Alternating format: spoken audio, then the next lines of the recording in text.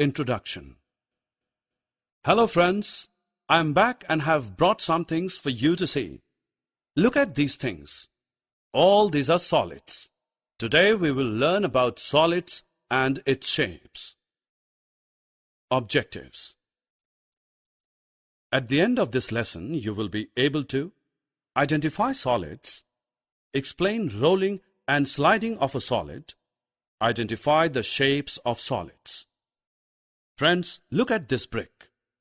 This is a solid. This brick has a fixed shape. It has length, width, and height. It is hard. We cannot change its shape by pressing it. Thus, we can say a solid has definite shape and size and cannot be pressed easily. Now see this log. Is this a solid? You are correct. This log is a solid. It has a fixed shape. It has length, width, and height.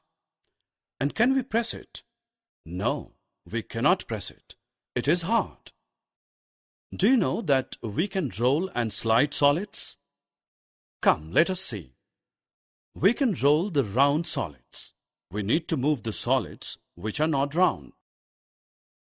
Solids are of different shapes. We will now learn the names of the solids of different shapes.